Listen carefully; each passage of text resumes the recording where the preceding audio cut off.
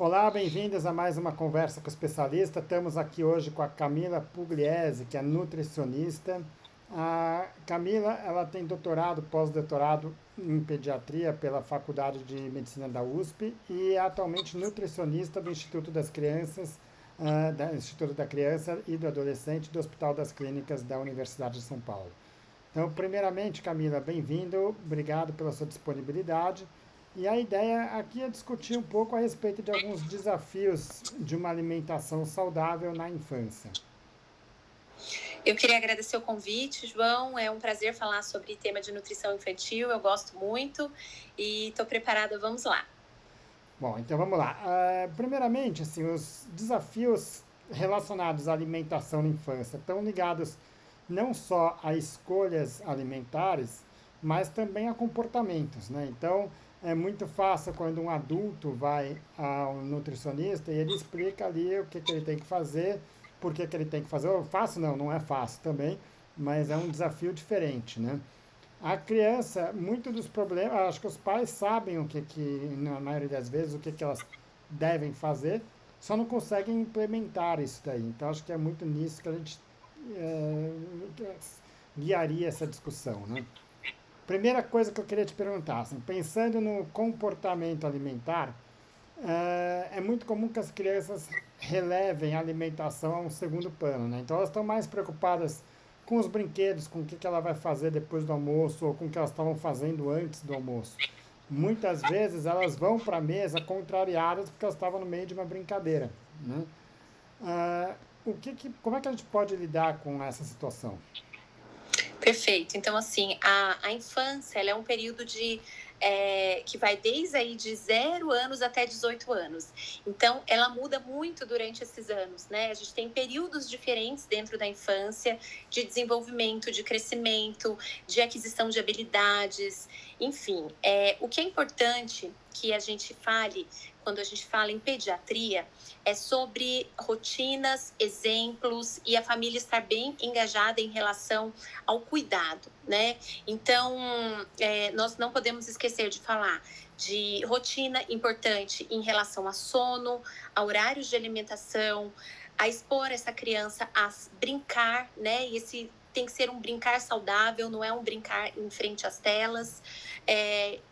A criança ter acesso a diferentes aí ambientes saudáveis, né? Então, não só a ambientes naturais, mas ambientes de aprendizado também, leitura, música, enfim, coisas saudáveis para o desenvolvimento da criança. Então, os pais são responsáveis por apresentar essa diversidade de ambientes importantes para o neurodesenvolvimento, principalmente aí quando a gente fala na primeira infância, né? Quando as crianças ficam um pouquinho aí mais velhas, próximo aí da idade de escolar, elas já acabam aí ficando, muitas vezes, tendo a sua própria personalidade, ficando mais claro isso, né? E às vezes quando os pais chamam, por exemplo, é hora de comer, é hora de tomar banho, a criança fica mais expondo os seus desejos. Não quero, agora não quero. É por isso que é importante, desde que a criança nasce, construir esse ambiente saudável, né? Isso é muito falado em vários artigos, em vários capítulos que você for ler sobre pediatria, sobre essa construção, né? Porque se isso não acontece desde o começo, é muito mais difícil depois você ensinar uma criança maior a um hábito novo. Então, imagina para nós adultos aprendermos uma coisa nova. Também é difícil, por exemplo, aprender uma língua nova. É bem mais difícil se a gente aprende desde criança. Então, as crianças têm que ser apresentadas a diversidades, ambientes saudáveis e ter rotina de alimentação, de sono, de brincar, desligar telas, em relação a tudo na vida, né? Horário de ir para a escola, horário de estudar, de fazer a tarefa. Então, acho que isso é bastante importante da gente lembrar em pediatria. Ótimo. Ah, Pensando nessa questão do ambiente de alimentação, é muito comum a gente ver pais falando que, olha, a criança, o professor diz que ela come muito bem na escola, que ela se comporta muito bem à mesa na escola. E isso considerando que na escola ela está com 30 amigos do lado, né? Mas em casa ela não quer comer. Em casa ela se comporta mal na hora da alimentação, né? O que a gente pode pensar nessa situação?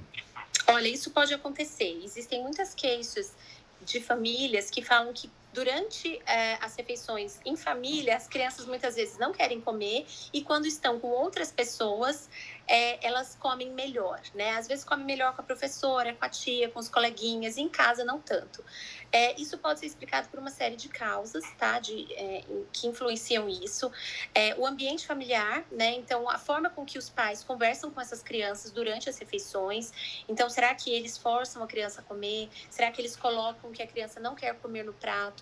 Eles não respeitam o desejo das crianças em relação aos alimentos que elas querem comer. Então, a gente precisa entender isso. E sim, fazer uma avaliação nutricional, levar o seu filho ao nutricionista, pedir para o pediatra uma indicação, porque muitas vezes o nutricionista é o profissional que ele vai conseguir fazer uma avaliação nutricional que a gente chama com mais detalhes. Isso envolve avaliação antropométrica, tanto de peso como de estatura, como da alimentação. Então, a gente pergunta muito sobre horários de alimentação, quantidades, alimentos que não são aceitos pela criança ou que eram aceitos e agora não são mais. Isso acontece também. Se existe alguma mudança aí na rotina, se mudou de casa, se mudou de escola, tudo isso pode influenciar, né? Então, é importante uma avaliação do profissional nutricionista para essas crianças que às vezes têm alguma dificuldade em relação à alimentação em alguma fase da infância.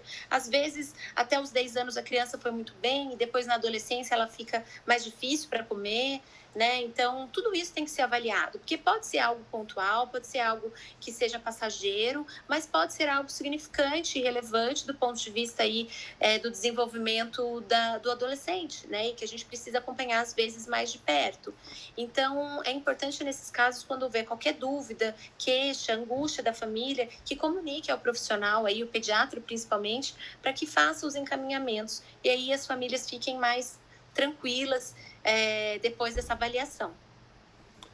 Ótimo. Bom, a gente já fez um outro vídeo discutindo aqui a respeito da seletividade alimentar, que é de fato um transtorno, um problema para algumas crianças. Claro que pode ser num nível mais alto, onde de fato aquilo é um problema. Em outros casos, talvez a criança mesmo não esteja tendo a alimentação mais saudável que os pais gostariam, né, por conta aí de diversos motivos. Aí acho que é uma outra discussão que quem tiver interesse tem esse outro conteúdo, né? Agora, de qualquer forma, a escolha alimentar é um fator muito sensível, né? Porque as crianças elas têm preferências alimentares e em via de regra a preferência dela não é pelo alimento mais saudável, né? Ah, e aí como é que faz? Ela pode escolher aquilo que ela quer colocar no prato, precisa colocar no prato mesmo que ela não queira. Uhum. Então, João, desde o início, né, da introdução alimentar, a gente já bate muito nessa tecla de apresentar os alimentos mais saudáveis, né? Então, eu trabalho num ambulatório de especialidades de um hospital público que a gente tem diversos tipos de hábitos de alimentação, né? E está muito presente, muito enraizado na nossa sociedade atualmente o consumo de alimentos ultraprocessados. Então, você vê muitas vezes bebê de um mês não, de um ano, de 2 anos, sendo aí alimentados ali na mamadeira com refrigerante, com suco artificial, com salgadinho de pacote, tudo que a gente desaconselha, né? Então, é claro que se você introduz precocemente esses alimentos para um bebê, para uma criança aí de primeira infância, um pré-escolar, o hábito dela é de preferir esses alimentos, né? Se ela não tem contato com os alimentos in natura da forma adequada, que é colocar as verduras, os legumes no prato separadinho, na consistência adequada, é muito difícil muitas vezes a criança aprender a comer esses alimentos depois, né? E aí gera essa seletividade alimentar que a gente comentou no outro vídeo. Então, assim, esse hábito alimentar, ele é construído desde que o bebê nasce ali, né?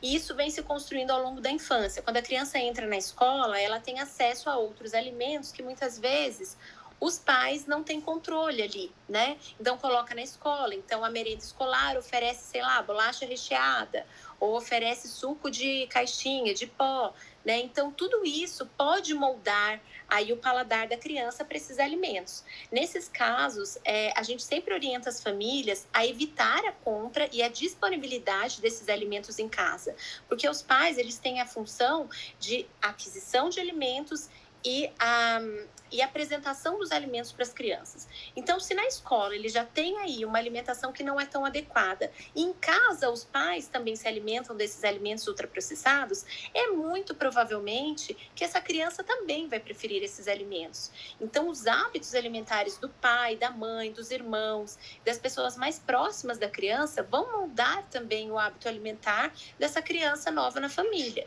Então, a partir daí, a gente tem que ter cuidado com o que compra nos mercados, com os lugares que você leva a criança, né? E que tem excesso de alimentos industrializados. Isso não significa que a criança nunca vai poder comer um algodão doce, um sorvete. Não é isso, né? O problema é a frequência e a quantidade ofertada para essas crianças. Então, geralmente, quando a gente percebe que são famílias que têm o consumo desses alimentos com muita frequência, então refrigerantes, biscoitos recheados, nuggets, salsicha, a gente faz alguns combinados, né? Então, vamos diminuir, em vez de consumir 5 vezes na semana, vamos tentar diminuir para 2, e assim sucessivamente. Cada consulta a gente vai avançando um passo, né? Tudo isso vai depender também, João, do estágio de comportamento que os pais e as crianças apresentam, né? Então, muitas vezes eles chegam lá super abertos a ouvirem as nossas orientações nutricionais,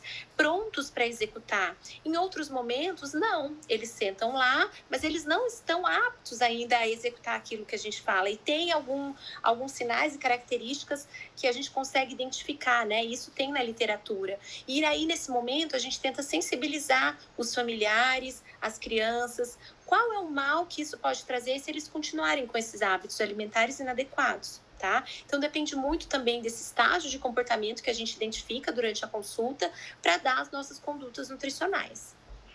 Ótimo. É, especialmente doces, balas, chocolates, são muitas vezes oferecidos como prêmios, né? Então, basicamente isso acaba reforçando uma ideia de que, olha, aquilo lá é o bom e o resto é o sofrimento que ele vai ter para poder ter o que é bom, né?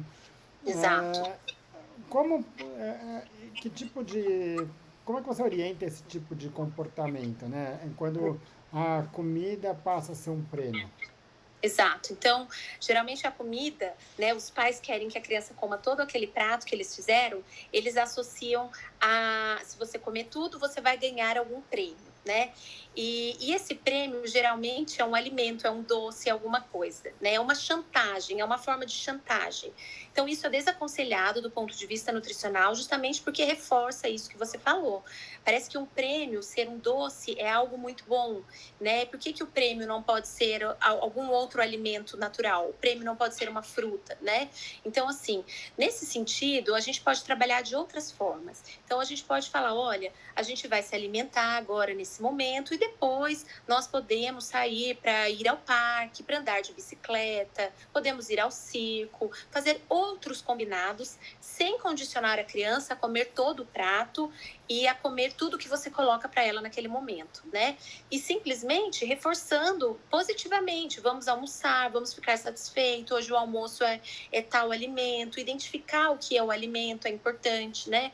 Porque a gente sabe que com essa questão das telas, as crianças muitas vezes não sabem identificar nem o alimento que está consumindo, na é verdade? Então, tudo é importante nesse momento da refeição. Desligar telas, desligar tablets, se concentrar no momento da refeição e depois do momento que comeu o lanche, que almoçou, que jantou, poderem fazer outras coisas juntos. Então, vamos jantar, depois a gente vai brincar junto, depois nós vamos, né, fazer uma atividade de quebra-cabeça, uma leitura. Então, existem outras coisas que são benéficas e que podem ser aí combinadas com a criança. Isso são combinados, não são chantagens, tá?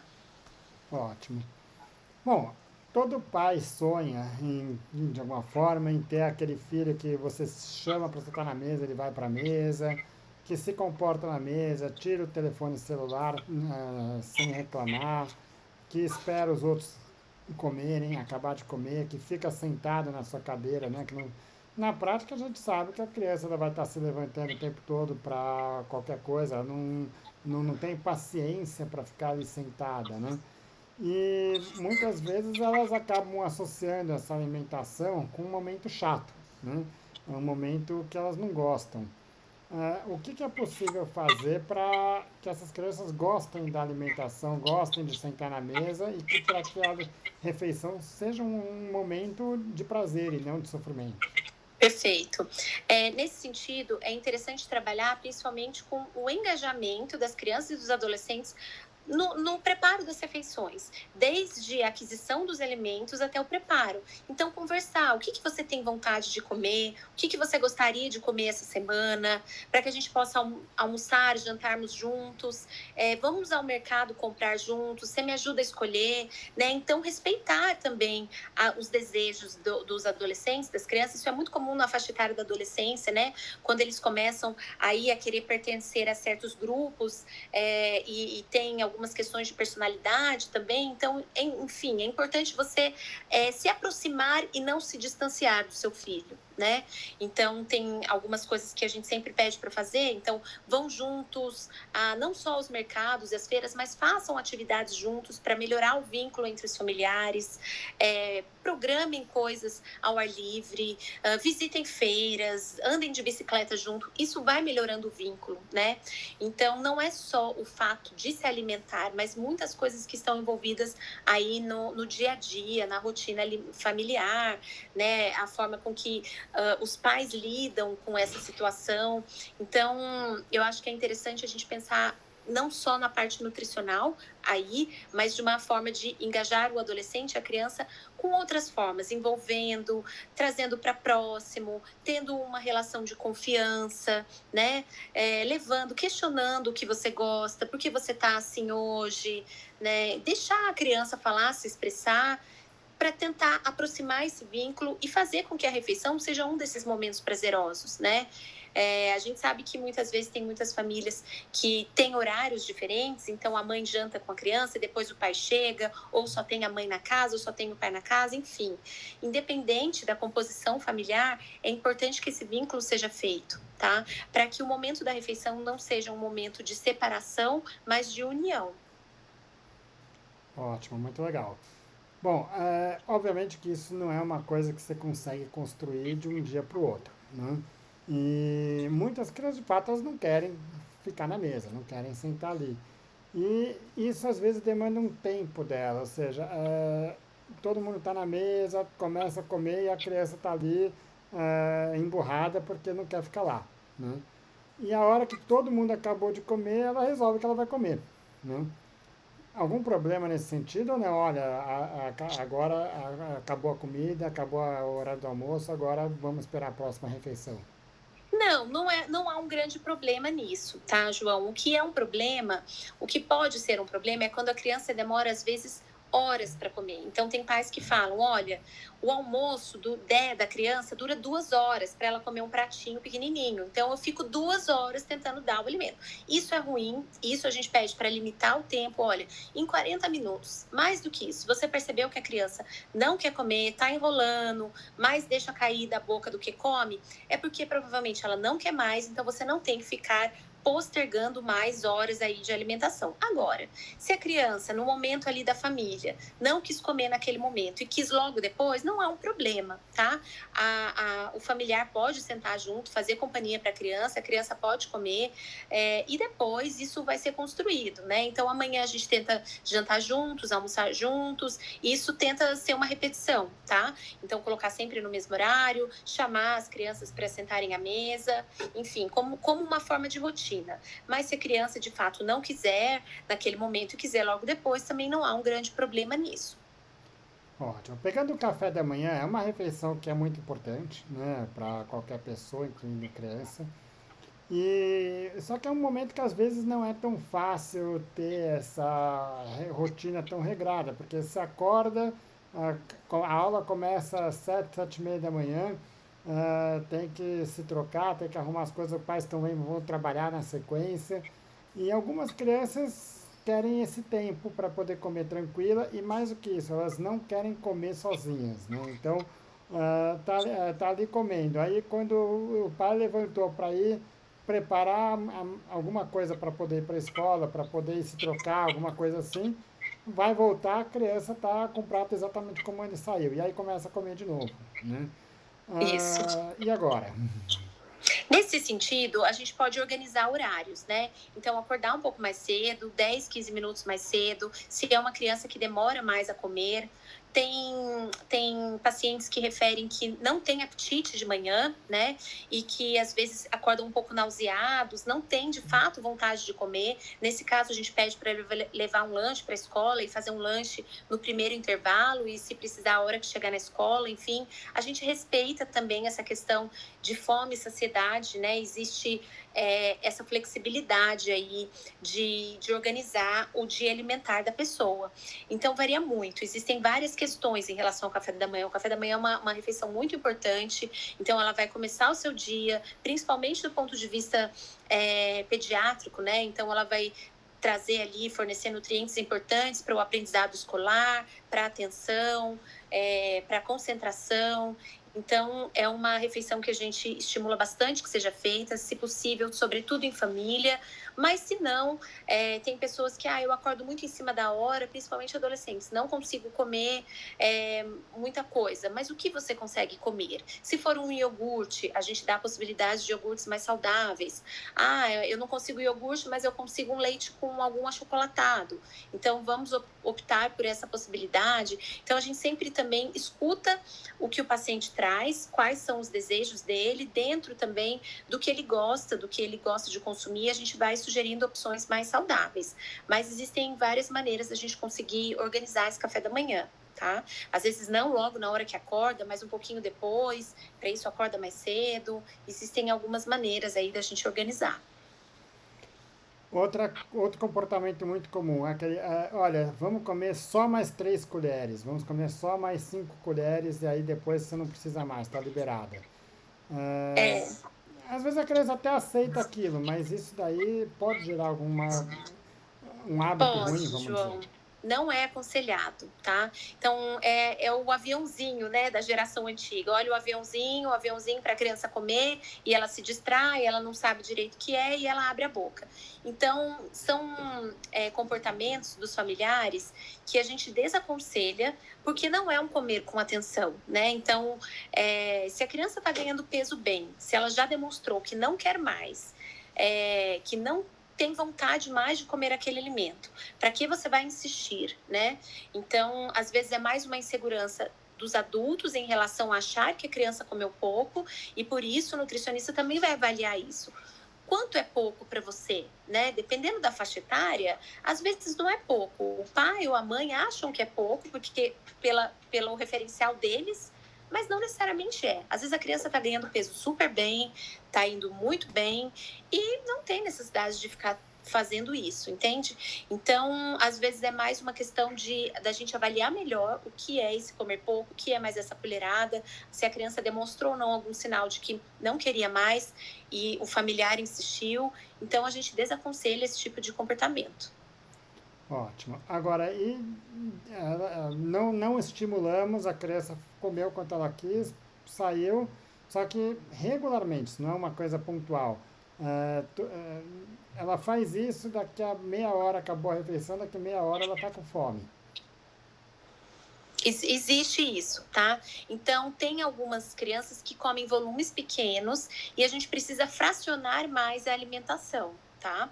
Então, dependendo do caso, a gente consegue fazer 2 lanches no meio da manhã, ao invés de só um, ou 2 lanches no meio da tarde. Existem essas questões, tá? A gente tem que entender como que é também aí o esvaziamento gástrico de cada criança. Tem pessoas que comem um volume maior e ficam mais horas sem se alimentar. A gente tem que avaliar qual é o benefício ou malefício disso para cada caso, tá? Mas não há um problema da gente fracionar mais as refeições, tá? Isso não à medida que ela consiga ingerir os nutrientes necessários, a gente consegue fracionar às vezes mais vezes por dia. Agora, esse lanche que você está fracionando, no fundo você está deixando de comer a carne, o arroz e a salada e está comendo um lanche, né? Muitas vezes é um iogurte e um pão. Nesse sentido de substituir as refeições principais, que são o almoço e o jantar, por lanches como iogurtes, pães, a gente não faz, tá? Então, se a criança não quis almoçar, então espera, no próximo horário a gente tenta oferecer, se ela não quiser, aí vamos esperar o lanche. Agora, se por exemplo de manhã ela acordou, não tem tanto apetite, não tem tanta fome para comer um café da manhã e prefere comer 1 hora depois que ela acorda, não é um grande problema, tá? Então ela pode levar esse lanche para onde ela estiver, a gente combina como ela vai comer, onde, se vai ser na escola, se vai ser no primeiro lanche, mas substituição das refeições principais, isso é uma coisa que a gente toma bastante cuidado para não fazer, tá? Porque de fato prejudica aí a oferta de nutrientes importantes. Ótimo. Até por um motivo cultural, tem lugares em que você normalmente começa a refeição com um prato de salada e depois come o resto vem o prato principal, né? E em outros lugares a salada costuma fazer parte do prato principal. E aí muitas vezes aquela criança ela vai comer o resto e vai deixar de lado o que ela não tem menos vontade de comer, né? Quando é uma criança que ela começa a não querer comer certo grupo de alimentos, não é uma criança que tem um problema maior, ela come, mas vai ter que forçar um pouco mais ali para ela comer, e se tiver outra opção, ela vai comer outra opção. Você querer forçar ela, claro, de alguma forma, a comer primeiro aquilo que ela tem menos aceitação e depois comer o resto, é uma opção? Olha, muitas vezes pode até ser uma sugestão, mas dificilmente eles vão querer, né? A gente respeita muito como a criança vai aceitar isso, né? Então, se a gente até pode sugerir para as famílias, olha, se você quiser começar a refeição por esse alimento que ele tem mais dificuldade, que é quando ele está com mais fome, ele está indo para a mesa com mais fome, é uma possibilidade.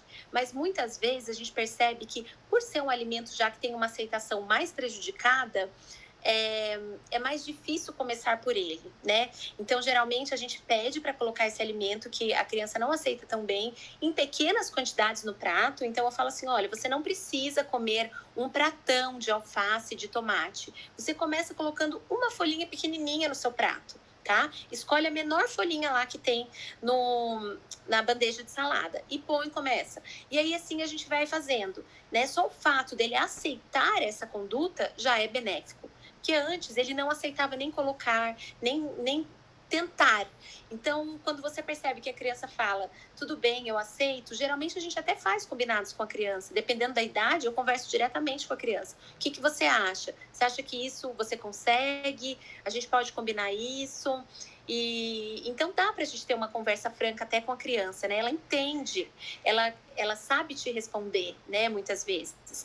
Então dá para a gente fazer combinados nesse sentido. E aí, se a criança falar, eu posso começar comendo com esse alimento no almoço, ao invés de começar com arroz e feijão, pode ser? Pode ser. Então, fica muito nesse combinado, no sentido da gente chegar num acordo, sabe? Para que seja bom tanto para a criança, como para que eu fique também tranquila de que a gente conseguiu dar um passo e que a gente está no caminho.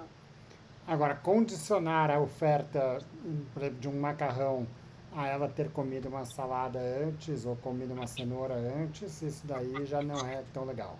Não é tão legal, João. A gente sempre pede nesse caso para que então o prato seja feito tudo junto e você, se não quiser, vamos dizer, né? A gente combinou lá na consulta dele experimentar um pedacinho de cenoura. E aí chegou lá na casa no dia ele não quis. E aí depois a mãe ou o pai no retorno vai trazer, olha, ele fez o combinado e não quis fazer em casa. Isso acontece também, tá? Na nossa frente, às vezes, eles combinam uma coisa e chega em casa, o pai fala que a realidade é outra. Então a gente tenta outras formas, né? Então ele ainda não está pronto para querer aquele alimento. Vamos tentar, talvez, colocar essa cenoura, em vez de ser na forma de cenoura, rodelinho, ralada, de uma outra forma, não escondendo o alimento, mas para que a criança tenha o sabor e a qualidade daquele alimento de uma outra forma. Às vezes um purê de cenoura, cenoura com mandioquinha. Às vezes a gente já usa um alimento que a criança gosta e coloca esse novo alimento junto na tentativa, por exemplo, um arroz com cenoura, coisas nesse sentido, sabe? Então a gente dá um passo para trás e tenta evoluir novamente. Então depende muito de cada caso, sabe? O retorno é que vai dizer para a gente o que deu certo e o que não. Esconder alimentos. Vamos dizer, você colocar alimentos que a criança não gosta, ou diz que não gosta, no meio de outros alimentos, onde ela não, talvez não perceba que ela está comendo aquilo. Isso daí está errado? Olha, é muito comum isso acontecer, tá? Então, as famílias falam: olha, ele adora feijão, então eu coloco cenoura no feijão, tá? Não é errado, mas o ideal é você não esconder da criança que tem a presença daquele alimento, tá? Porque a função é justamente ela aprender, né? O objetivo é que ela aprenda a comer. E a partir do momento que você fala que não está dando e está, você não está ensinando, né? Você está burlando ali uma forma de ofertar para a criança sem que ela saiba. Então, não é o ideal. Infelizmente, ainda acontece muito, né? Mas a gente tenta ir de outras formas, né? Então, conversar com a criança, explicar para a mãe, para o pai, né? Para tentar conversar no sentido de que, olha, vamos experimentar um arroz com cenoura, é o mesmo sabor, são nutrientes importantes, né? Então, o ideal é que ela saiba que ela está comendo um novo alimento, né? Para que, afinal, o objetivo é justamente esse. Ótimo, mas muitas vezes ela pode colocar essa cenoura no meio do feijão, a criança não está sabendo daquilo, talvez ela pegue o feijão sem perguntar, né? Ninguém só foi omitida da informação. E no final a pergunta é: você gostou disso? Ah, gostava, ó, tinha cenoura aí no meio. Né? Isso você está enganando essa criança ou de fato você está mostrando para ela que, olha, aquilo lá que você não gosta, talvez você não ache tão ruim assim. É uma possibilidade, né? Depois que ela comeu, você pode falar: olha, tinha uma cenoura. O ideal é que seja sempre transparente com a criança, né? A criança, ela aprende o que você fala, ela entende o que você fala. Então, se vamos dizer, você explica: olha, hoje o feijão tem cenoura, vamos comer? Se ela falar que não quero, é uma opção também dela, né? Às vezes ela não quer naquele momento, ela não está pronta ainda. E ela vai precisar daquilo que a gente chama de terapia alimentar, muitas vezes, né? Ou às vezes é só uma preferência, ela não gosta do sabor da cenoura e tudo bem, ela tem outros alimentos que podem oferecer os nutrientes que ali tem, né? Então ela pode comer uma beterraba, ela pode comer outros legumes. Então, a gente tem que tomar muito cuidado se é uma preferência ou se aquilo de fato está fazendo muita falta na alimentação da criança. Porque às vezes ela não quer a cenoura, mas ela come outros alimentos do mesmo grupo, né? Então, nesse sentido, a transparência é sempre muito importante. Né? E esperar o tempo também da criança, oferecer, sempre expor a criança ao alimento, mas não forçá-la e nem obrigá-la a comer se ela optar por não. Ótimo. Camila, acho que a gente teve uma discussão bem ampla aqui. Acho que se for resumir, tem muitas coisas mais aí que podem influenciar na alimentação da criança, mas os principais pontos que a gente pode falar, quer dizer, a importância do ambiente da alimentação, né? A importância de tornar aquele momento uma coisa mais agradável, talvez a inserção dela no preparo, em como aquela comida chegou até aquele momento, tudo isso. Né? O respeito que precisa ter para que a criança não se sinta enganada, se sinta confortável, não se sinta pressionada, né, naquele momento. E entender que isso daí vai acontecer. É muito difícil ter uma criança que não tenha, que tenha uma alimentação exemplar, né? Então é saber dar o tempo para que isso aconteça. Claro, saber dar o tempo é fazer os estímulos necessários, que em alguns momentos acho que essas dicas vão servir, em outros momentos certamente vão precisar da ajuda de um profissional para isso, né? Exatamente, eu acho que é bem importante que os familiares também apresentem suas queixas, suas angústias para o profissional que está atendendo, né?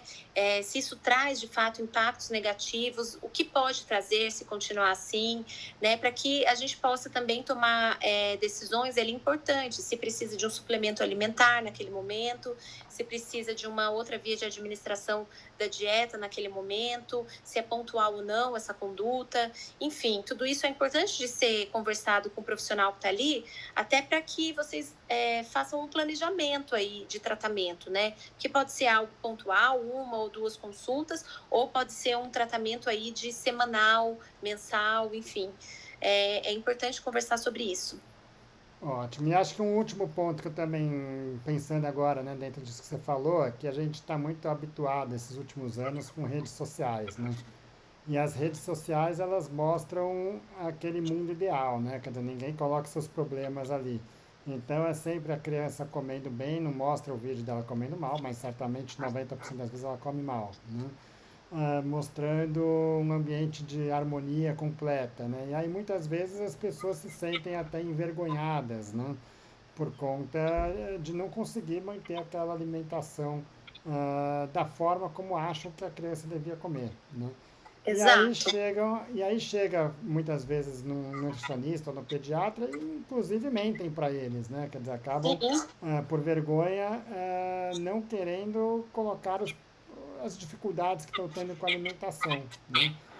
Como é que sim. você vê esse suporte para os pais, né? Para esses pais que muitas vezes têm essa sensação de culpa? Olha, é muito importante que haja uma empatia dos dois lados, né? Principalmente do profissional ali em relação às famílias. Então, se colocar naquele lugar e entender a angústia dessa família. Eu acho que esse é um primeiro ponto, né? O vínculo entre o profissional, a família e o paciente é uma tríade importantíssima. Precisa haver uma confiança para que seja uma conversa franca, né?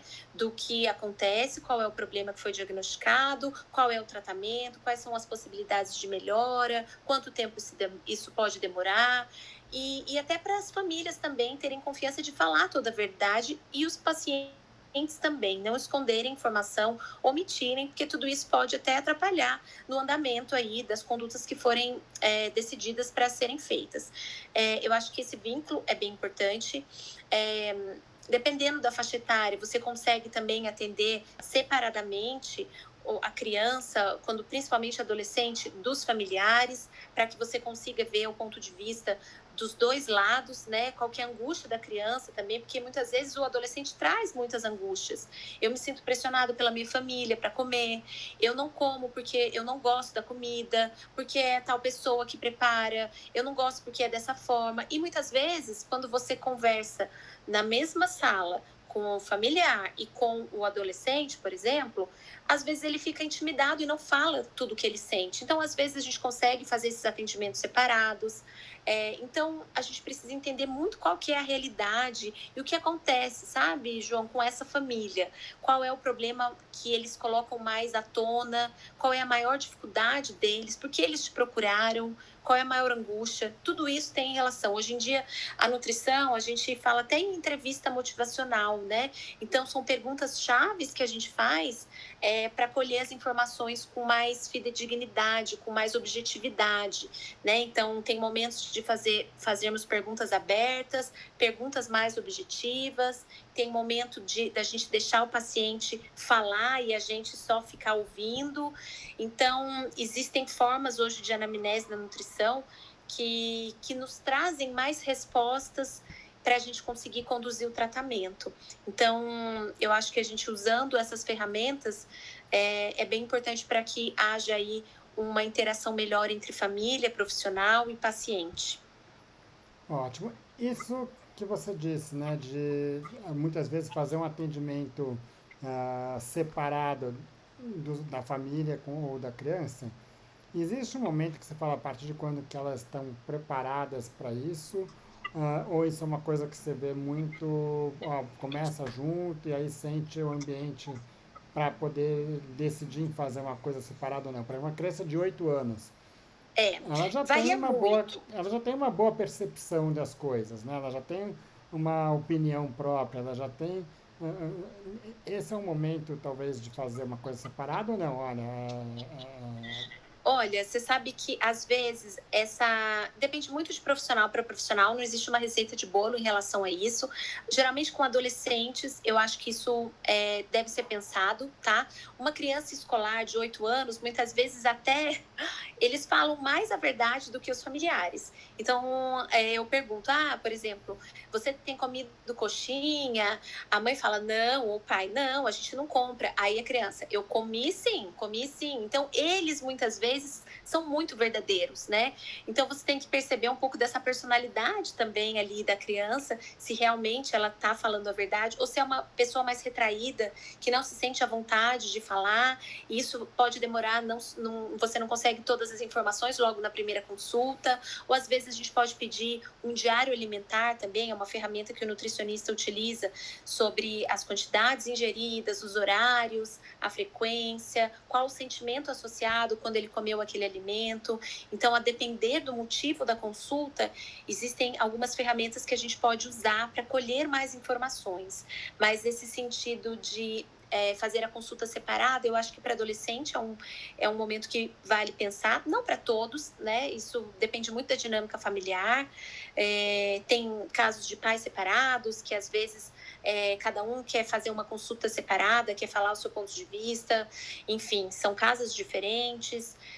Então, dependendo da dinâmica familiar, a gente pode optar por um tipo de consulta, até por telemedicina ou presencial, né? Então, isso também aumenta o vínculo, quando a gente consegue ver presencial, quando a gente conversa com a criança, olho no olho, com os pais, isso traz uma segurança também, né? A gente sabe que a telemedicina veio para ajudar muito aí os profissionais de saúde, e ajuda mesmo.